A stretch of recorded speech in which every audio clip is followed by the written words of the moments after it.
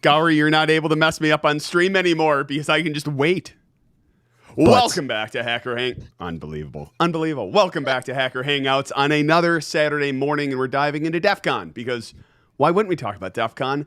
It's coming up, and I am pumped, and I know you guys are as well.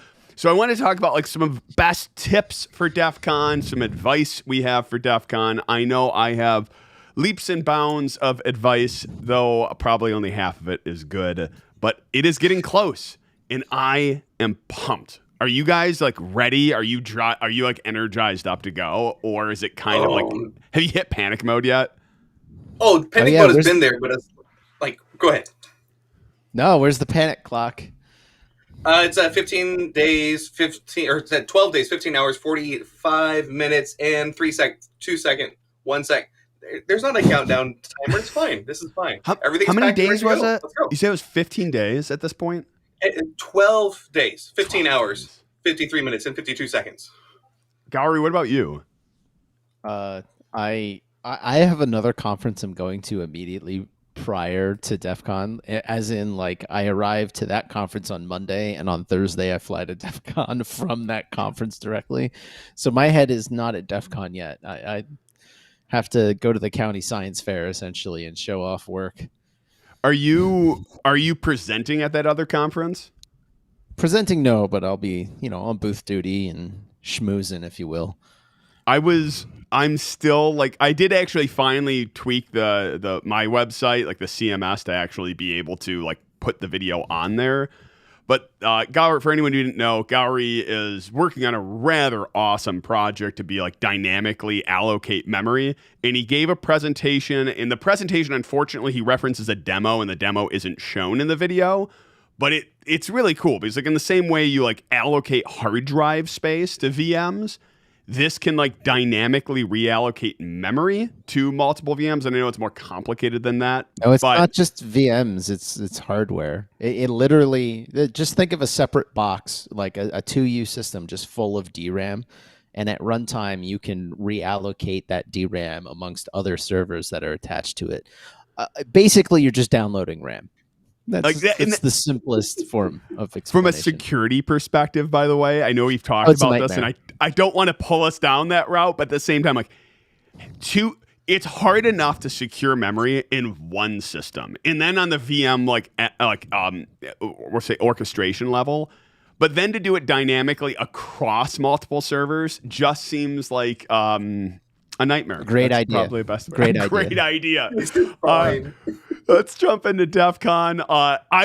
There's a bunch of tips I want to give, but like first and foremost, I think the thing you should be doing now, which I never did, like this is like, as a parent, I'm learning. I can give great advice, but it's all the stuff I heard and I never actually followed when I was a kid. But like one of the big ones is look at the maps right now. They're now public.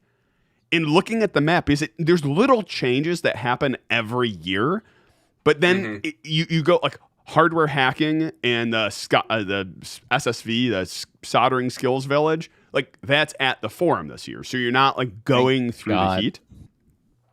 Yeah, like in some ways it's a glorious thing that it's there. In other ways, I'm sure it's always packed, and now it's probably going to be even more packed because it's more easily accessible. But I would say like looking at the maps earlier is totally worth it, especially when you're kind of like mapping out your routes and knowing full well that like on the map, you're like, oh, from here to here, it's like a 5-minute walk turns into like a 30-minute walk the moment you're trying to navigate crowds or like go around the hotels. The Link is still the worst hotel ever. That can be an official statement of this channel. I have gotten lost for hours in there trying to figure out my way out. That thing is, every casino's a maze, but that one's it's horrible. Honestly, it's the one hallway that as you're going through to get to the rooms, like one direction goes out to the strip and the other direction goes towards the forum, but you have to be on the right level. And if you're not on the right level, you'll walk right past the escalators to the right level, and then you'll walk down and figure out that like, oh, I can't get from the forum here. How did I miss the thing? I thought I was going the right direction. And you always assume the people in front of you know where they're going. It's like you can spot, we'll play like we can play Spot the DEF CONner in Vegas. It's usually dark shirt, purple hair, like, or there's some telltale sign, even if it's not the badge, where you're like, this is a DEF CON goer, and you follow them, and then you assume they know what they're doing, like the person in front of them, and you have like a whole crowd meandering aimlessly around the casino. It's kind of hilarious. I would say after you get your ticket, walk the grounds, because usually not everything is open yet on Thursday. So get your ticket and then go check out the DEFCON 101 track, because there's only going to be like 1 or 2 tracks that are open. Then go walk the area and time yourself, because like to your 2's points, seeing what it is on the ground, but then actually you walking with crowds, and then add yourself some buffer time. So then if you need to get from track 1 to track 5, you got an idea there. Yeah, Braden said it right. Lemmings. Yep, it's one, and then everyone just is following. Gator, you said stand in line Thursday for your ticket. There's like a whole, like, we'll say I want to say underbelly, but that's probably the wrong word. There's the whole like underground of linecon, and this is hilarious to me because Praxia, someone who's watched the stream before, he like because of Black Badge, because of Goon, I'm able to pick up tickets a little earlier than other people, and I can buy, like for my team, I buy them for them, and then I just hand them off in that morning, so they don't have to stand in line. I can offer that to him, and he's immediately like, yeah, but then I miss linecon. So like, exactly. What is linecon? And like that's I think of Cedar Point standing in the awful heat, and Vegas has been stupidly hot lately. It's been like 110 degrees for the past 2 weeks. Lately? Yeah. Lately. In linecon, like, sounds a miserable experience to me, so please tell me why I'm wrong. So a great way for you to be able to learn more about the community and for you to meet new friends is by going to linecon. So there were times that our group as a hackerspace went there, and we ate, we drank, we visited with folks, we got our gear ready. It's a great way for you to be able to get introduced to the goons, which are some of the security folks that are there working. You get to meet new people to the conference, and you're up for most of the time waiting to get your ticket. So if you're starting on Wednesday night going into Thursday morning, there's been a couple times people have waited like 2 or 3 days beforehand. Some folks are coming for other conferences like the Diana Initiative, Black Hat, or B-Sides, and then just walk right on over and get into line and start just meeting folks. So it's a great way for you to be able to pop out of your shell, be able to talk with other people, and you make some memories, man. Because linecon is absolutely its own thing. Whether it's folks going through and playing with beach balls, passing things back and forth, trading life stories, or, hey, I just got this burner laptop, or how do I install Kali? This is the first time I've ever working with Linux before, so can you give me a hand? Sure, come on, let's jump on it. So backing up a little bit, linecon, to explain what it is, I think it's in track 1, wherever you pick up your badges, they set up the day before public pickup a giant queue, and by giant queue I mean giant queue. By the time the thing opens, there's usually like 1,000 people in line, at least, if not more. And everyone just hangs out all night, and you'll see impromptu talks. You'll see people doing science experiments on the floor. I don't know if they'll let you plug in a soldering iron or not. You but say that. Yeah, last year we totally saw them. We absolutely. I think so. Security may or may not know. Right. I feel like there's caveats to most of the tips, because like we're getting to like making coffee and things like that, where you say things like, theoretically you could bring this, but theoretically it may or may not be against some rule we don't know. So like soldering is probably one of those ones where it's like, I'm sure there's some rule somewhere, but at the same time I've seen people just like soldering in random hallways and whatnot. So as long as you bring your own power supply. Go ahead. It's as long as you're bringing your own power supply. I've seen people go through and do it and get more badges ready for the conference instead of plugging into the wall. There have been people who brought ice chests and have either handed out drinkable items or food or whatnot. And then about 2 o'clock in the morning, it's like, hey, that can't be alcoholic, right? That ice chest has got to disappear. And then all of a sudden, Gatorade bottles come out instead, and everybody's drinking Gatorade, which is just wild. Everybody's getting hydrated now. Is there really Dave on stream says there's USB soldering irons that right here. There's no way. It's only like 5.5 volts. So like how really? Yeah. Wow. The pine sill will do it as well. So these don't cost that. There's the TS80, there's the TS100, and then there's the TS101, and the pine sill as well. So they cost you anywhere from like $50 to $85, depending on where you get them on sale.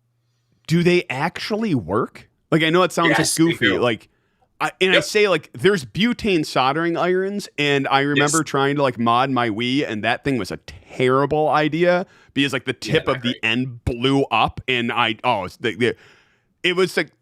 The biggest thing Bunny taught me about soldering is legitimately a decent soldering iron with the right temperature. You can do surface mount. If you try and do it with an eraser tip on one of the butane things, it immediately becomes like a million times more difficult. One of the reasons I'm happy that DEF CON actually had bought soldering stations and get set up at the Soldering Skills Village because like they're good soldering irons and they're maintained and things like that. Yes. 100%. And you can get away with a lot just using the Weller ones too. So as long as it's temperature controlled, you've got that where you can crank it up a bit, you're going to have a better time. I still have the soldering iron I got my first year of college. First year of college. Third year of college. Third year of college, there was a Hacko building, which was like that. But here's the funny part. So I looked it up on Google Maps. I'm like, oh wow, there's a store nearby, and we went, and it was a warehouse. It was like a Hacko warehouse. It wasn't anywhere you could buy, but we walked in, and this is like goodness, 15 years ago. We walk in, and there's a secretary at the desk, and we're like, hey, like, can we buy them? And she's like, oh no, we don't really do that. And then one of like, it had to be a manager is like, oh yeah, we'll get you some. What are you guys looking for? It's like, oh, well, we're looking for this one. And he went in the back and he found out it was like the HS 110 or whatever it was. Okay. And he comes back with two of them, which are actually like 2 tiers up from what we were looking at. And he's like, how much are these things? I'm like, I don't know, like $50. They're like probably 150. He's like, okay, that sounds good. I'm thinking to myself, like, okay, just hand the cash. Don't bring up the problem here. Like $50, and then we walked out with 2 soldering irons. It was like, sure, that's probably fine. It's probably fine, and that's totally fine. And that's kind of the lesson of DEF CON is it's probably fine. And I would say the nugget of truth here is keep in mind that you are still in Vegas, and this is how often many people forget is stuff inside DEF CON, stuff in the forum. Most anything goes. And I know that sounds goofy, but like most anything goes within reason.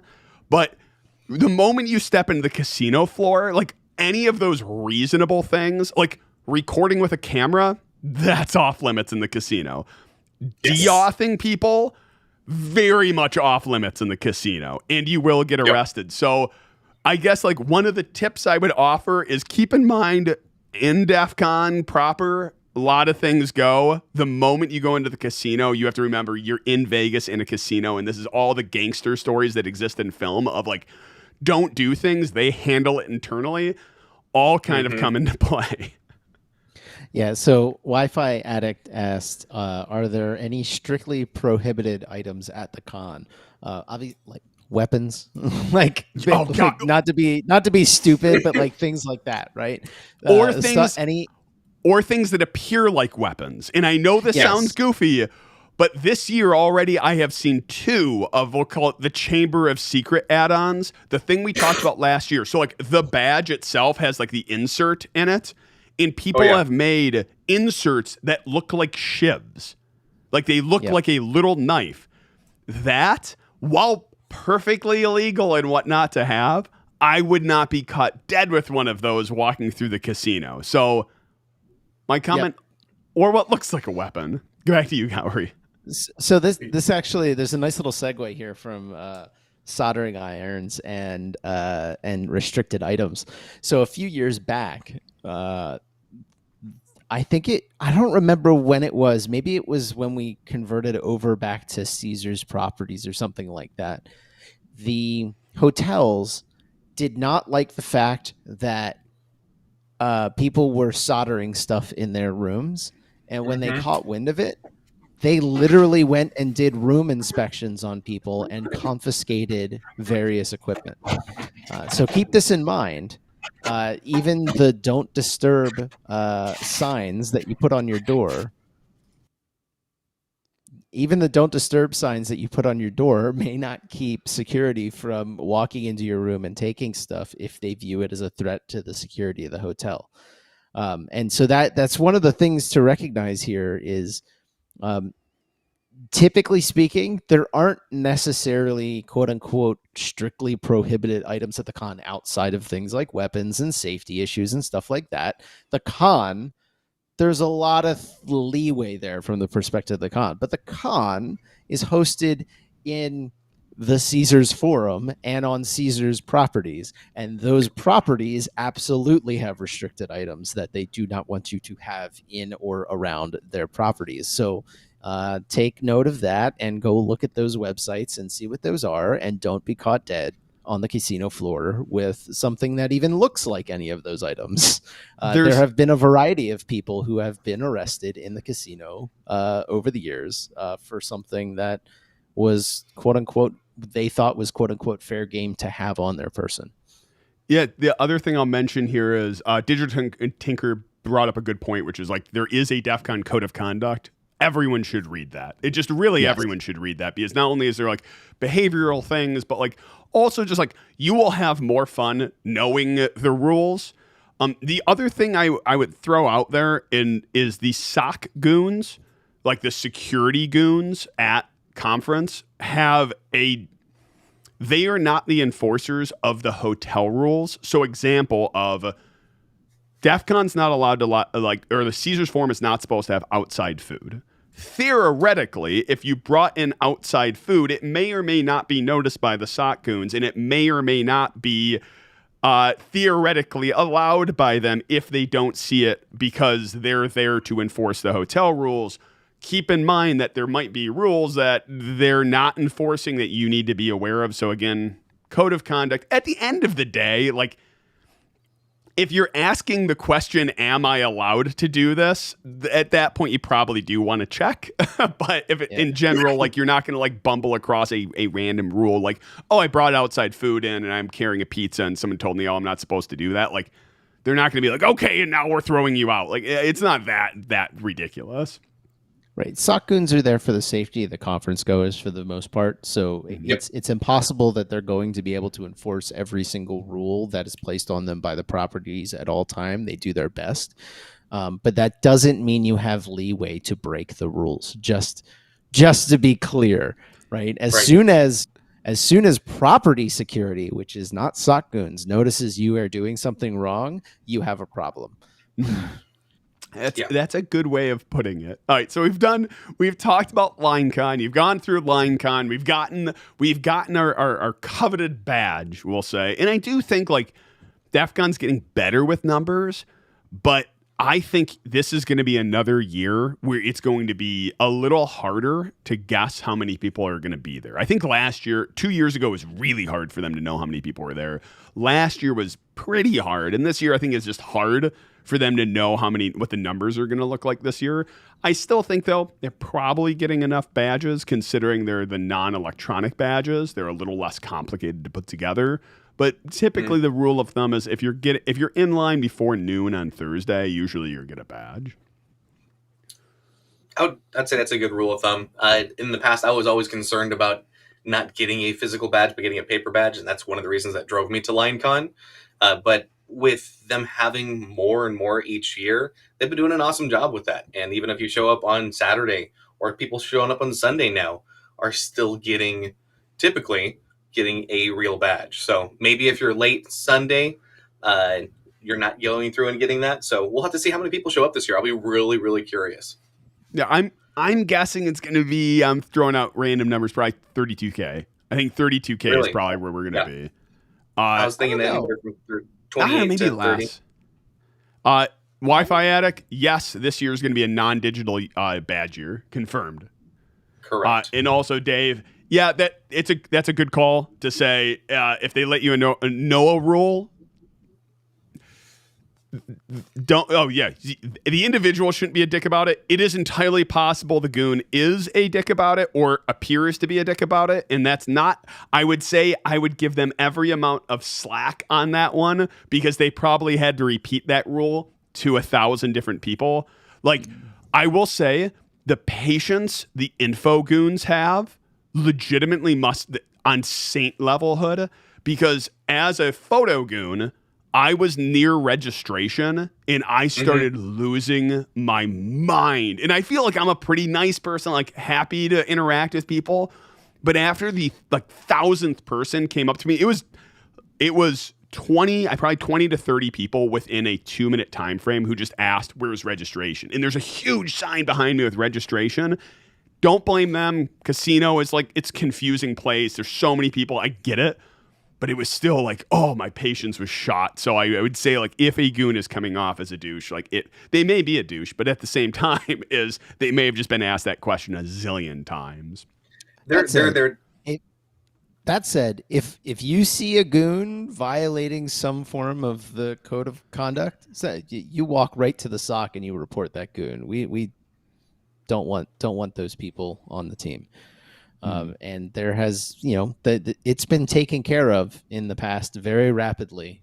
People who have power and violate the code of conduct are gotten rid of very rapidly. Yeah, I think Jeff DT is remarkably protective of DEF CON. And I think that's the thing. It's like you want to defend that grassroots feel of like, this is our con.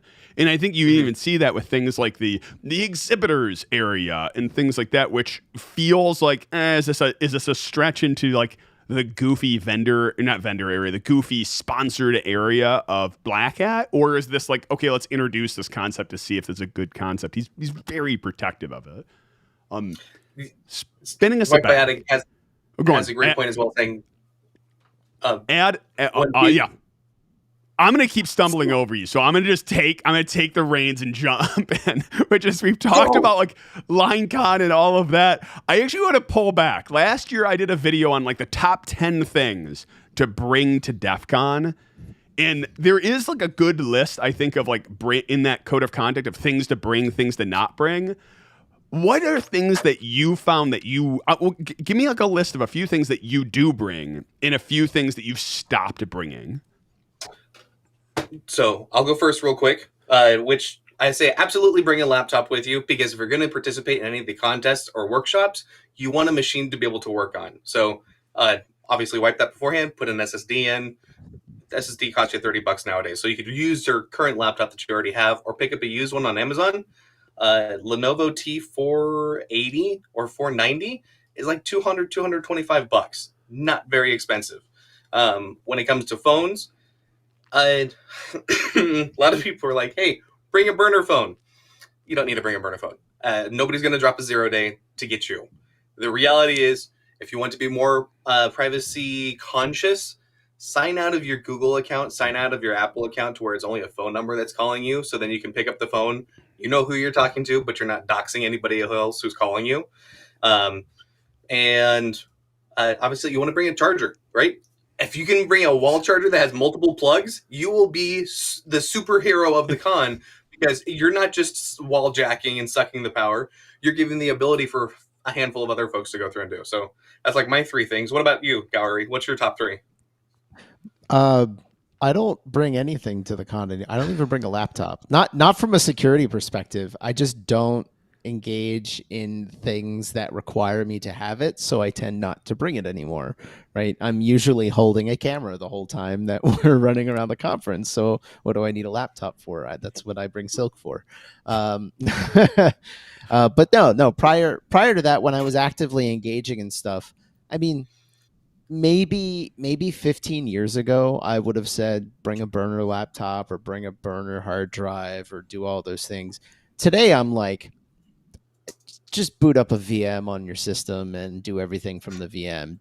Don't be stupid and plug random things into your device, right? Like, like the DEF CON badge, for example. People have always, it's like some people are like, oh, I'm not plugging that thing into my system. I'm like, do you understand DEF CON's a business? And if they got caught dropping exploits Malware, on yeah. their badge and malware onto their badge to hack people's systems, they would be put out of business and sued into oblivion, and you would never see DEF CON again. Don't be stupid, right? Like, don't take some random piece of, random hard drive or random USB that you find on the ground and plug it into your laptop. But like, if you go to the vendor area and buy a badge and you can see what the vendor's name is and they're a legitimate, you probably don't need to worry too much about it, right? The DEF CON badge, it's a game. It's a thing to play with and engage with at the conference.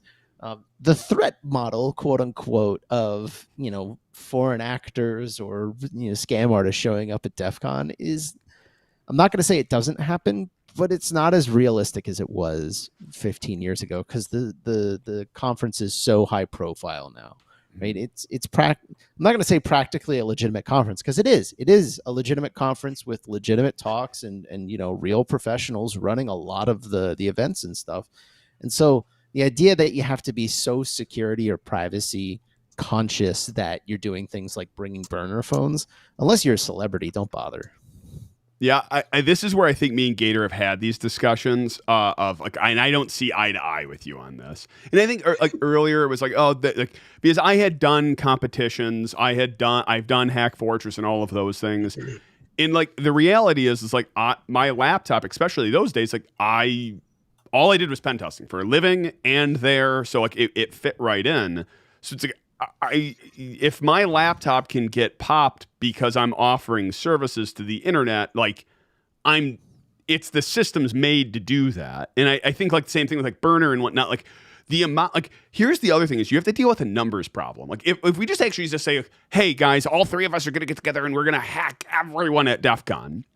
Like you start thinking about this as a just a problem. Like let's just say every single person at DEF CON was on a open Wi-Fi network using HTTP. Just as simple as that, open Wi-Fi, HTTP, no security whatsoever. Even there, it would be remarkably difficult to sniff that much traffic. You're talking about 30,000 connections in any given area. You're probably hitting 500 connections. You go to the contest area, 500-600 connections. And you're lucky if it's only that, because then you're dealing with watches and phones and laptops and maybe multiple phones and other devices and all of this. And DAuth, we had at the Darknet badge, if you remember this, we were having DAuth problems to do legitimate connections, which had all the layers of security. So I do think, like, sure, level of paranoia is smart to have at all times.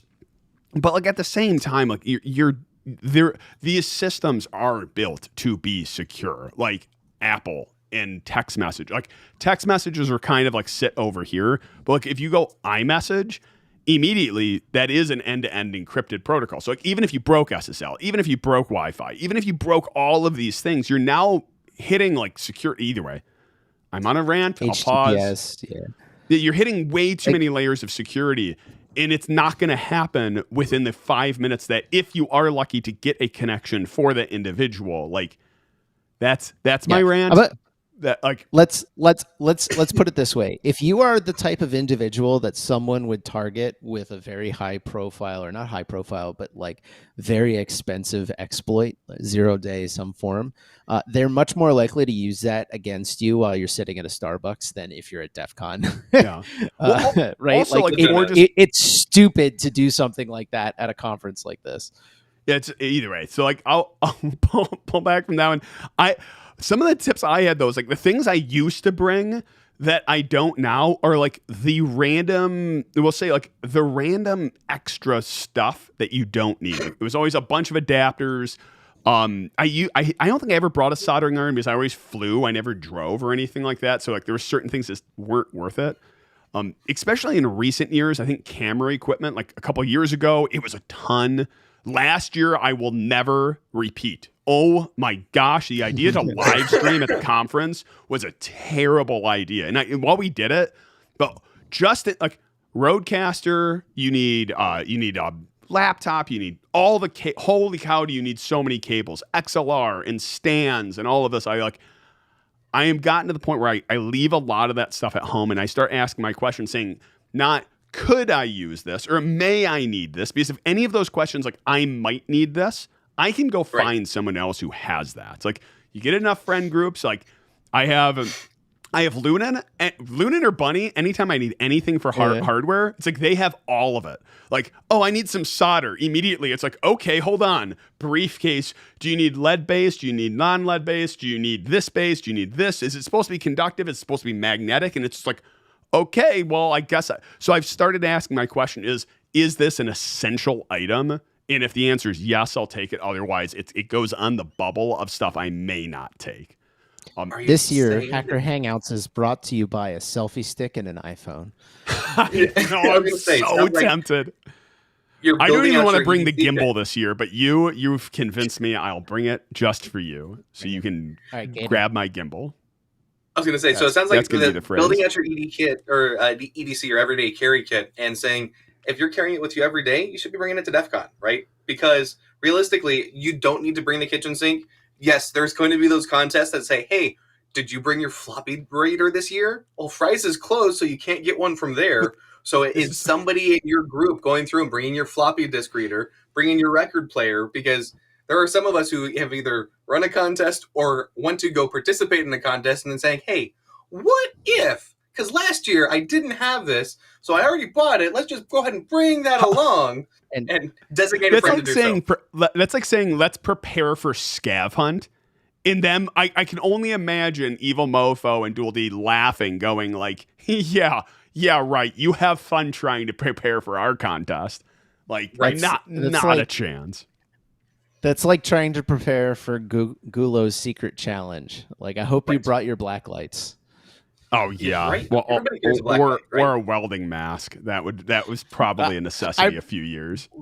One of my favorites was he had the like toy Barbie, which is actually relevant this year. It would have been relevant this year. He had the toy Barbie Jeep thing, and you had to hack the Jeep, and then it unlocked a black light, and you spread it over the Jeep to find the key or the flag, and the flag was "Don't touch Barbie."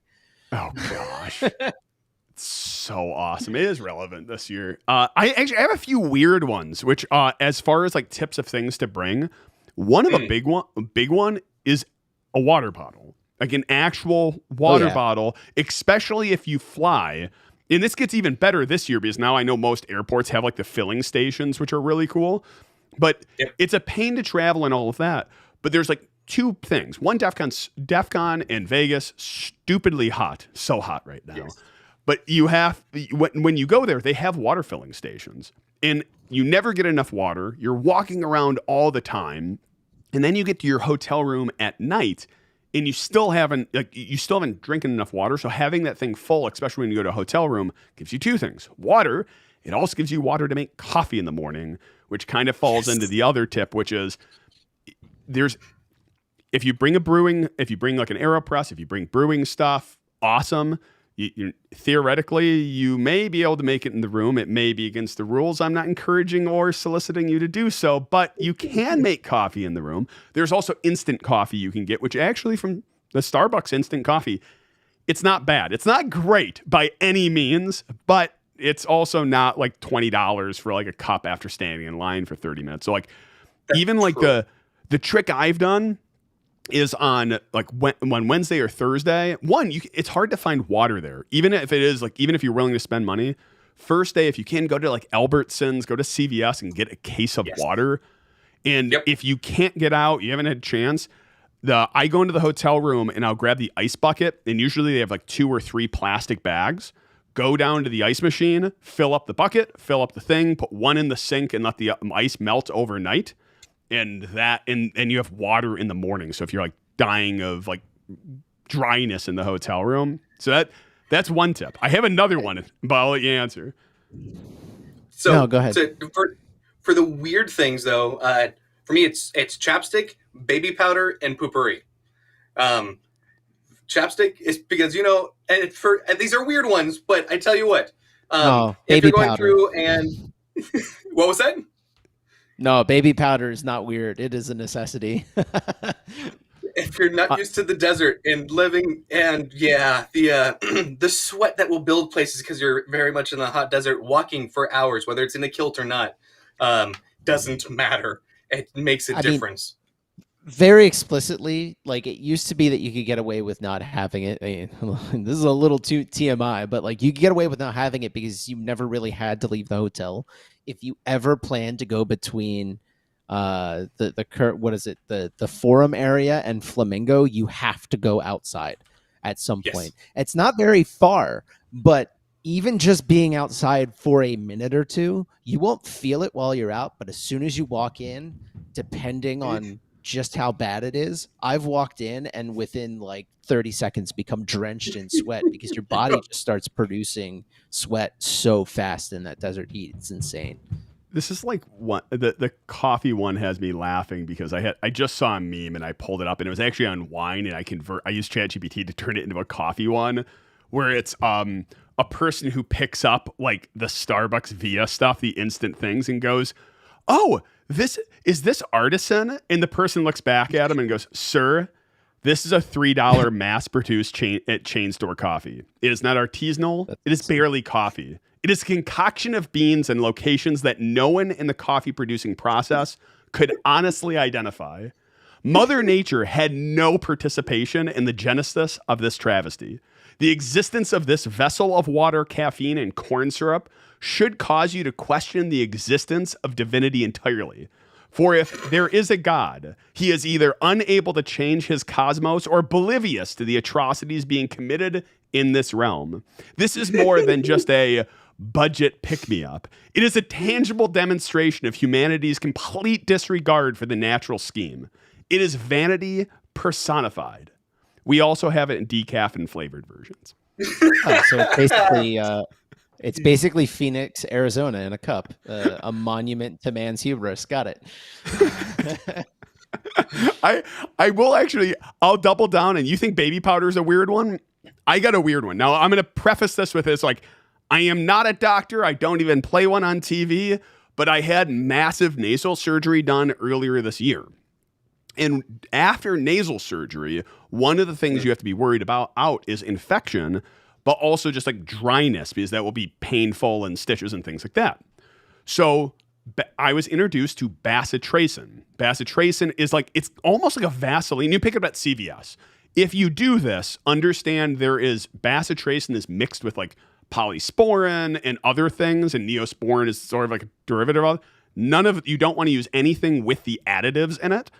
But bacitracin by itself, you can put it in your nose. You grab a Q-tip, you put it in your nose, and you wipe it around. And it is solid at room temperature. It's a liquid at body temperature. So if you put it in your nose, it keeps your nose nice and moist. I'm going to just go into the mic and say that. Moist. Oh, yeah. And it keeps your nose moist. So this year, I had to go in for a follow-up for my surgery, and I asked him, saying, "Hey, I'm going out to Vegas. I'm doing a conference. Is there any recommendations?" And one of things he said is that bacitracin I used on surgery, you could use before the airplane, like when you go into the airplane, because your nose dries out in the airplane, but also casinos, hotels, and all of that. You can put a little up your nose at night, and then when you sleep, it runs back into your nasal passages and keeps those nice, and here we go, moist. So you can, so it keeps your nose moist. And that has been a remarkable problem at casinos and DEF CON for me, is I'll get like a nosebleed because my nose dries out. So I'm going to be doing that one this year, is probably bring distilled water to flush the nose once in a while. But bacitracin, up the nose, not far. Like you don't have to like shove it way up, but just like a little bit. We're not doing a COVID test. Yeah, it's like I would say just like doing a COVID test. Like you just go a little ways up, smear it in there. What was that? It's not the one that goes all the way to the back of your. It doesn't go all the way to the back of your throat. No, Q-tip, a little bit. Like that one was actually, yeah. Someone did mention the neti pot. Like this was his advice again, not a doctor or anything like that. Like he did say you can flush your nose as often as you want and everything like that, and that does help hydrate it. But like actually getting moisture in your nose, the bacitracin. So I'm gonna probably do that this year, and that's gonna be the weirdest one. So like. This is probably not the first time someone in Vegas has told you to shove something up your nose, but at least this time it is semi-healthy. Since you mentioned it, neti pots, don't use them. They're dangerous. Just the point of order. Like, just being real. Where do you pull that? Stuff can be in water that should not be that close to your sinuses, right? So this is you have to use distilled water. You have to use distilled water. But people are stupid and don't use them right, so I tend to just tell people not to use it because they'll just get tap water. And that is a terrible idea. Read the instructions. Generally, brain-eating amoebas is I think was one of the things I had seen. But yeah, no, he was telling me you never do it too much or anything like that. But distilled water. Anyway, you don't really need a neti pot at DEF CON. Moving back to DEF CON. But I was going down the weird route. So that was one. I think water bottle is another one. I think having like instant coffee is like a huge benefit. Definitely. The other one, like we've talked about before, and I'll mention it, and I want your guys' opinion on it. It's one of the pieces of advice I've given to anyone who goes to DEF CON is saying, be remarkably selfish with your time. And I guess that word selfish, you could argue, but like, I say that. I go, be remarkably selfish with your time because you won't, ideally, or I would say not even ideally, there is no way to see everything. Like, I didn't actually believe that. Like, I've said that, but I don't believe it until last year when Gourry and I did 49 videos. And actually, it was like 55, but we only got 49 of them out. And even then, we were laughing, going like, we did 49 videos, and I still feel like I didn't even see con. You have things like the Blue Team Village, which all 24/7, or not 24/7, but like the entire con are giving their own presentations. Red Team Village. Yep. You can never leave just the Red Team Village and have a con which has tons of content. You can't see everything. So when I say like be remarkably selfish with your time, I think it's good advice because if you're not having fun doing a thing, go do something else. If you're not having fun around these people you're hanging around with, go find another group. No, and to be concrete about this, when we say 49 videos or 55 videos or whatever, recognize that is with no line privileges, right? So, or with line privileges. Silk and I, because we're on the media team, we were able to just walk into wherever we wanted and talk to whoever we wanted. You know, could just film, but like we were able to just, sometimes when we would approach, I think the Blacks in Cyber Village and not the Blue Team Village, but I forget what the one in the back was.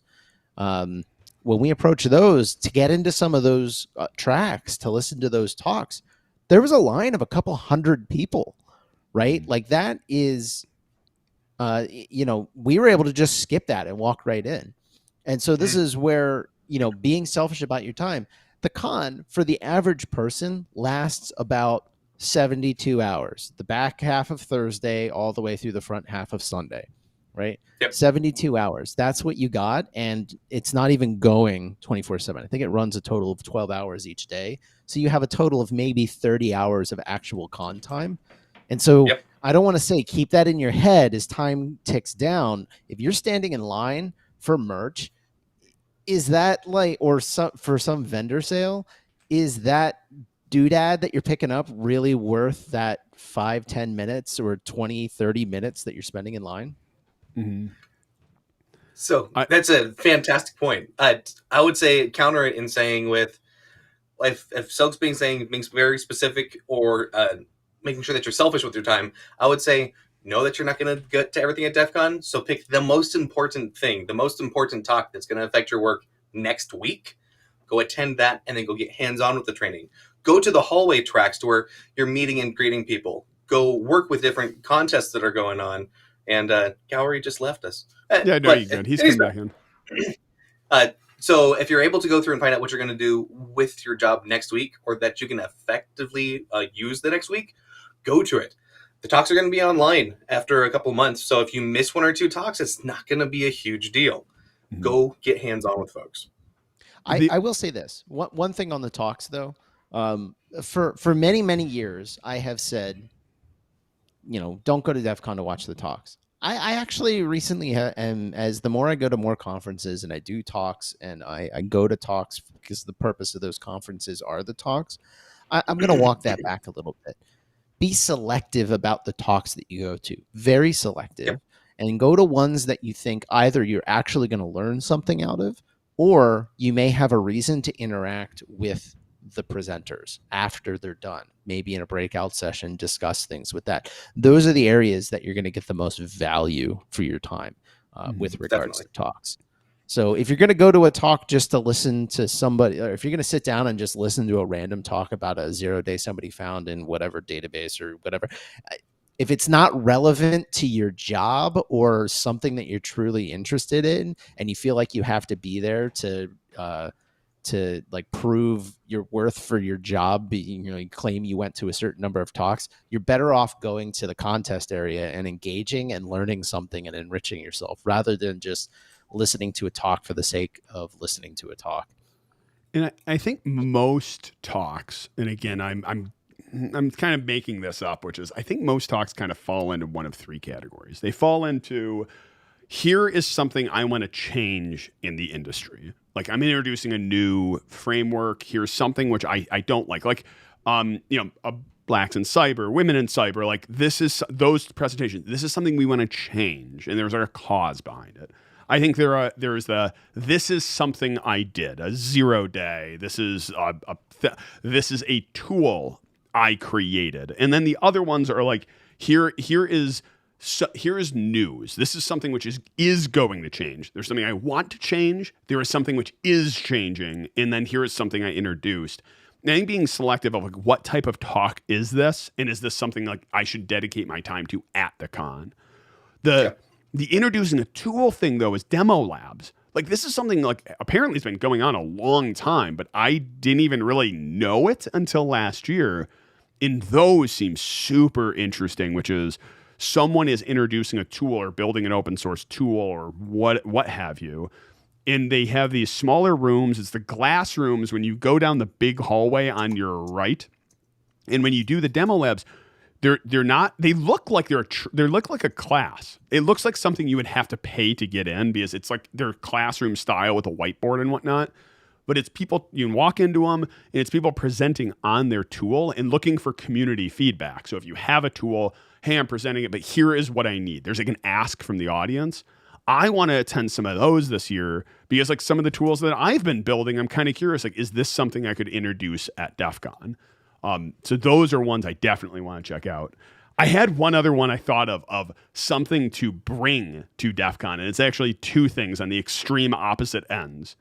One is a sweatshirt, which is one of the weirdest things you want to tell someone to bring to DEF CON. But if you're going to any of the the rooms, especially like if you're going to any classes or you're going to the contest area, when it's filled with people, it's hot. It's maybe like a little above room temperature, as goofy as that sounds, because there's a lot of people in there. But when people start leaving to get ready for parties or leaving to get to events, it gets freezing cold in those rooms. So sweatshirt. On the opposite side of things, though, it was not until Gourry forced me at DEF CON 29 to bring a swimsuit and go to the pool party. I had never done it. I've been going to DEF CON for years, and I had never gone to one of the pool parties. And that was easily probably one of the top 5 moments I've ever had at DEF CON. Was going to the pool party, having like Fuzzy Knop just going nuts on the DJing, giant beach ball going around in the pool. It is one of those things I would have never even considered because I would have gone like, it's going to be crowded. There's going to be too many people there. Now, mind you, this was DEF CON 29 where there's only like 7,000 people there. But that bringing a swimsuit to con, I totally recommend. And if you are feeling self-conscious, no, don't worry. DEF CON 31 is the year we do glamour shoots at DEF CON. We'll release the DEF CON calendar, starting with Gourry. All right. I'll bring my tuxedo thong. There you go. We need more of those pictures again.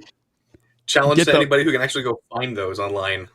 Oh, gosh. Yeah, I will definitely just... I can't believe they put that in the slideshow. Like, I gave that to Cannibal. I gave that to AST Cell, not thinking... they'd put that in there, like kind of like I've got like there's one picture in all of con that you shoot for, like of the entire slideshow, and you walk in, you go, I've got it. Like I've got it. Like everyone in the photography team knows when you walk in, you're like, I got it. And jokingly, I said, I walked in and I'm like, I got it. And I didn't even take the picture. I go, but I got it. And I showed it to him immediately, like, Yep, you got it. And I'm thinking like, yeah, okay, they're joking. It was in the slideshow. It went out to Twitch multiple times. Yep.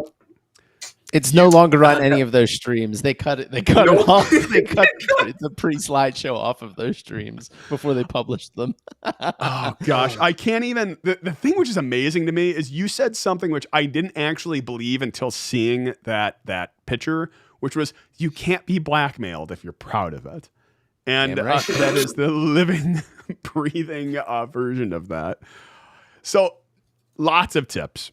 What else ones? What have we missed? Like, what's another piece of advice you would give to someone going to DEF CON? Sage advice, or for somebody going to the first time? Hey, don't get too hung up on. This kind of goes in line with be selfish with your time. Don't get too hung up on pre-planning the con as to what you're going to do. You may get there and you may find that you got in line late and there isn't going to be enough of whatever badge that you want, or that it's going to be a 3-hour wait to get a badge. And if you have that moment of like, this is all I wanted to do, it's like, dude, there is a billion things to do at the con.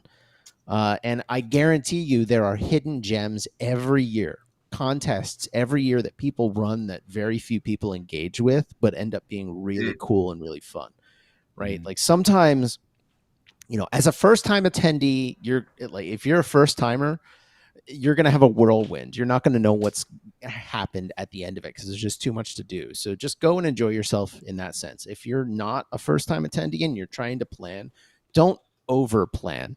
Definitely leave space to just say yes to a bunch of stuff that pops up onto your plate. But don't get too dragged down into waiting 3 hours in line for a particular event, unless you really want to actually engage in that particular event. I say that Defcon Darknet was notorious for having multi-hour badge lines, right? And people, I was amazed that people would stand in those lines to get those badges and engage and have fun, because it's taken a considerable, and that's why we year over year put so much effort into the contest, and that's why Gator continues to put as much effort as he does into the contest, because it's really rewarding to see that, and you want to do your best to make it feel like people's time is being respected. But if, as Silk said, if you're not having fun doing a particular thing, or you show up and the thing that you're really looking forward to isn't there, don't let it get you down. Just move on to the next thing. Right? Like I guarantee you're going to find some crazy stuff off in random corners of the conference if you go looking. Yeah, I think there's so many contests. Yeah, 2 comments that actually came up in chat, which are worth doing. Braden saying earplugs. Every year I forget about this, and every year I am saddened by it, especially at night after we've kind of done videos. I'll go back out with my camera and do photos. And it's just it's a lot. It's loud. It's a lot going from room to room to room. The parties. Yeah, the parties are like DJ Jackalope literally bringing the ceiling down, not figuratively. Like there's actually ceiling tiles falling from the ceiling. Like that is the loudness. So earplugs are a big one. Hacker Tracker is another one. They've done what a weird tool that has kind of just become the tool that everyone should have on their phone. And I don't even use it like religiously because there's so many little features in there, but things like where was this happening? Where was this? Because they put the maps and whatnot in the app, and it is super helpful. Even if you're old or new, Hacker Tracker is a big tool. It's just super helpful. Absolutely. On just one note on the earplugs, I'm going to put a link in the chat. On the earplugs, I can highly recommend ear racers, which can actually come with a little keychain thing, so you can just hook it up to your keys and you'll just always have them. As a musician, I always have earplugs on me at all times, and believe me, I got a pair for my wife. Now whenever we go to concerts or we go out and there just happens to be a loud event going on of some kind, every single time we're like, I thank God I have these, because as a musician I have to defend my ears, and there are a lot of parties and a lot of raves going on after dark at DEF CON, and if you want to have a good time and be able to hear tomorrow, I will echo the earplugs.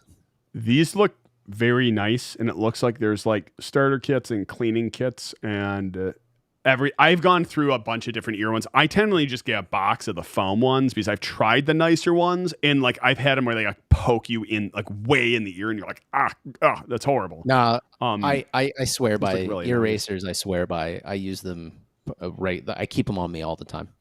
This is like one of those things. Nice. You know what? You never ask the person who would actually know about earplugs. So I'm glad I actually got that recommendation. Yeah, Absolutely. there's a lot. It's the countdown is definitely coming. I think every year I get a little bit better at packing, especially when it comes to like audio video equipment, and less is more.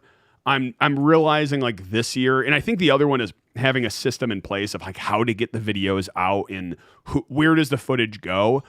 There was like, oh my gosh, all right, random thing. I think Sony released a new technology where I can pull images pictures directly from my phone or from my camera to my phone to the internet, where it sucks them down from the camera and goes in. I'm actually really hoping I can do that this year so I can get the pictures up quicker. It won't. You can do it for video. I have no instance, but like there's not any good service really for like hosting photos. Like Flickr's the only one I found, which is kind of disappointing to actually just host pictures. As I unplug my headset and you guys can hear me, but I can't hear you as I plug that back in. There we go. Yeah, so I think that is a big one. Any parting shots here? Oh, there's always more that you can do at DEF CON than there is time. So don't feel rushed. Take your time with it, have fun with it, and enjoy the moment. There's always more to do. So if you're not having fun with it, drop rocks, go try something new. Mm-hmm. I would agree with that one. I think being selfish with your time, if I go on every other tip, I think that's the one which I appreciate the most, because there is times where you're like, this talk is good, but it's not what I expected. No one's going to be offended if you walk out of that talk. Like, I'm having fun with this contest, but it's taking too much of my time. There is that fear of missing out. Like it legitimately, it doesn't matter how many times I go to DEF CON, you're missing out on something. Let me actually be the first to tell you, you're missing out on something because there's too much going on all the time. And I think there is also that piece of like, if you're having fun, keep doing that thing and don't feel like you need to walk away from it. Gourry, what do you got? Not much. I don't bring much with me to DEF CON anymore. I'm bringing a camera this year. That's new. I'm bringing 2 cameras, so that makes me twice as cool. Right? 17 viewers at the end. So did someone just rate us? Because we got a bunch of viewers right here at the end. I'm sorry that you all joined just to watch us wrap up our stream, but welcome and thank you for watching. I would agree with that. Nice I just saw that too. Thank you. I don't know where you guys are coming from. I appreciate you though. You got a whole bunch of other videos that you can go back onto Silk's channel or onto the Hacker Hangout channel and see all the other conversations that have been going on about DEF CON and be able to put your advice into the comments too. Because there's always new pieces of advice people can be able to give. So engage. I'm finally happy. I'm going to finally be able to start releasing videos on my main channel again. I say my main channel, the Alex channel versus the Hacker Hangouts one. After like surgery, string of like 8 colds, water in the roof, water in the bathroom, water back to the roof, water back to the bathroom, destroying the renovated bathroom, and then water in the basement. It was like, I'm finally good. Everything's good. We got this going. Oh yeah, Braden, he's here. I'll shout it out. The 2023 e-challenge coin at the Hacker Warehouse. Go check that out because he always does fun projects. With that, absolutely. Gator, give us your parting words. Hey, there's always more to do at DEF CON. Go get involved in the things that you can only do at DEF CON. And go love your hacker family. Gourry? Catch you at the con. Thank you so much for watching. See you at the con and hack on.